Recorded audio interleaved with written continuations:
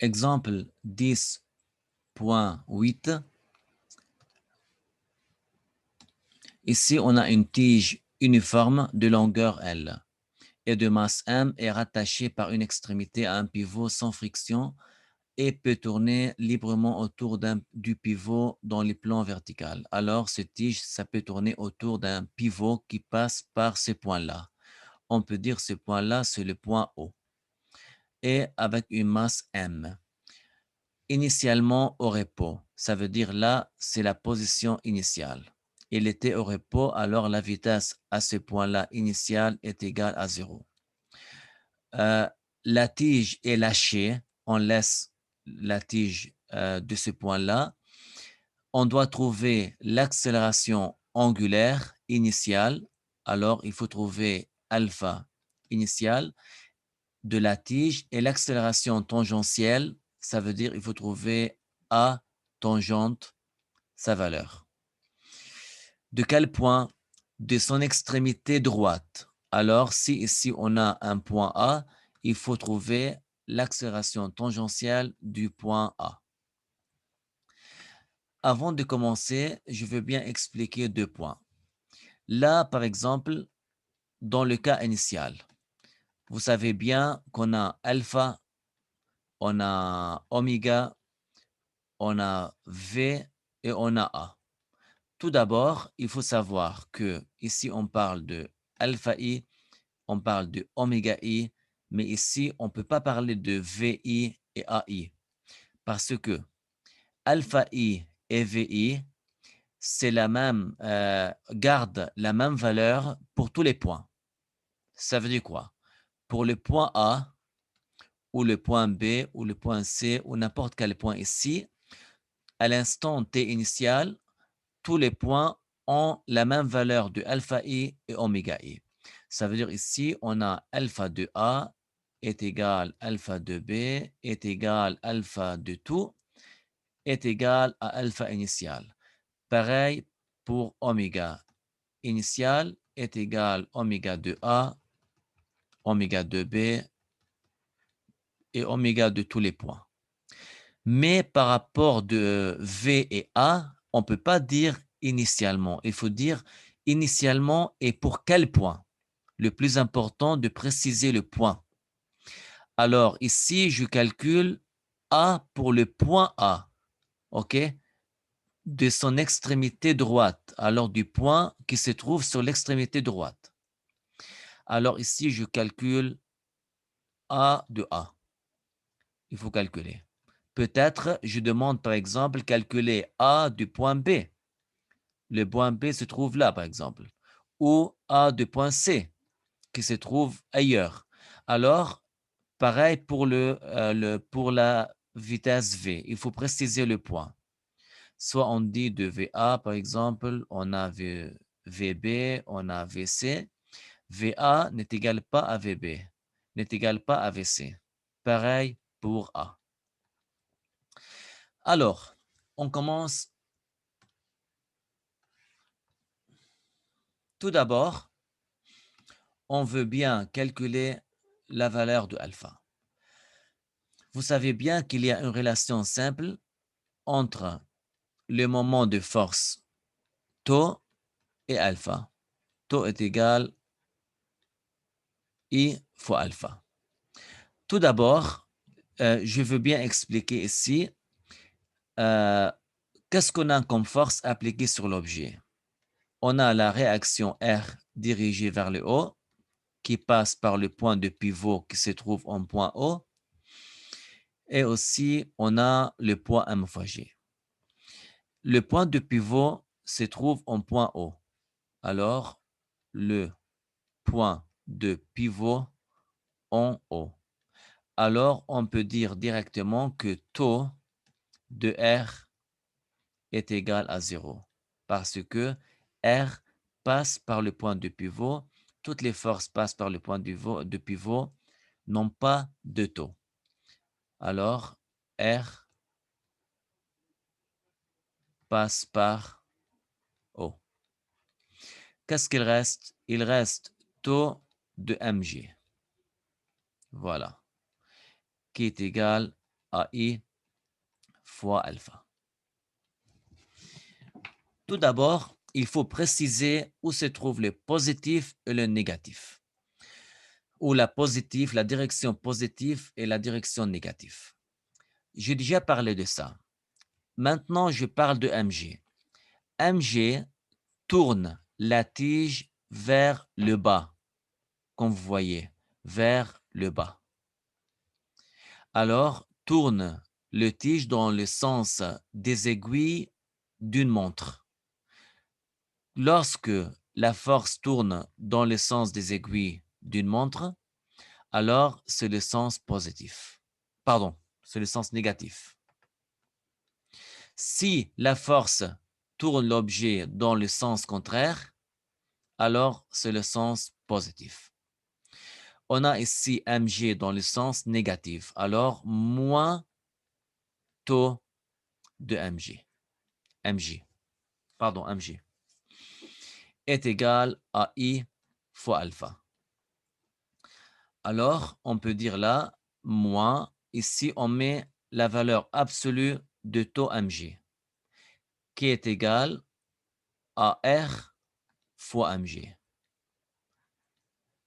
Avant, il faut regarder est-ce que mg a des composantes ou non. Qu'est-ce qu'on fait? On met une ligne entre le point de pivot et la force, comme ça. Et on voit bien ici que mg a une seule composante. Alors, c'est bon. Est égal à I fois alpha. R, c'est la distance entre mg et le pivot. Entre mg et le pivot, on a une distance de L sur 2. Alors, moins L sur 2 fois mg est égal à I fois alpha. Alors, alpha est égal à moins L sur 2 mg sur I. C'est quoi I? Vous savez bien, I est égal I cm plus md au carré. Normalement, je vous donne la valeur de ICM. Et vous savez bien que D, c'est la distance entre le centre de masse de la tige et le point de pivot. Alors, vous pouvez calculer la valeur totale. Ou je peux vous donner la valeur de I directement, OK? Qui est égale à 1 sur 3 ml au carré. Alors, 1 sur 3 ml au carré, c'est la sommation de cette valeur. On peut mettre sa valeur ici. On aura finalement alpha est égal moins L sur 2 mg divisé par 1 sur 3 ml au carré. On fait le calcul, on aura moins 3 sur 2 fois G sur L. OK? Alors ici, on peut écrire direct la valeur finale. Regardez bien. Là, c'est une valeur vectorielle. Alors, vous pouvez mettre comme ça. Pourquoi moins? Parce que alpha se trouve dans la direction des négatifs. Regardez là. C'est le sens négatif. Alors, on peut dire ici que alpha dans ce sens-là. OK? Voilà, juste pour préciser le sens. Maintenant, qu'est-ce qu'on veut calculer? On veut calculer A.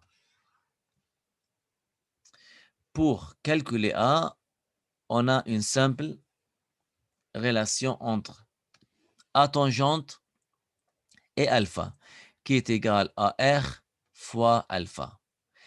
Pour A tangente du point A, R de A fois alpha initial. OK? Alors, par exemple, si on veut calculer A tangente du point B, qui est égal à RB fois alpha initial. À l'instant initial, ils ont la même valeur de alpha. OK? Alors, on peut calculer A tangente du A. est égal à RA. Regardez bien ici. A se trouve ici. Si la tige tourne, alors A va tracer une trajectoire comme ça. Le rayon de cette trajectoire est égal à L. Alors ici, on a L fois alpha. Alpha est égal à moins 3 sur 2, J divisé par L. Alors, on aura ici moins 3 sur 2 fois G. Alors, regardez bien ici. On a déjà parlé de ça. Si la vitesse augmente, alors A tangente, et V ont le même sens. OK? Vous savez bien que la vitesse initiale est égale à 0. Et maintenant, on a lâché la tige, alors la vitesse augmente. OK? La vitesse augmente. Vous savez bien que la vitesse est tangente sur la trajectoire. C'est la vitesse. Comme la vitesse augmente, alors A tangente doit prendre le même sens que V. Et alors, c'est dans le sens négatif. Parce que moi, j'ai précisé que c'est le sens négatif. Et là, c'est le sens positif. Voilà. Là, je peux ajouter un problème. Je peux demander de calculer taux de mg vecteur. OK? Que taux? OK, je ne veux pas calculer la sommation de taux est égale I fois alpha. Et je fais la projection en fonction de plus et moins. Non.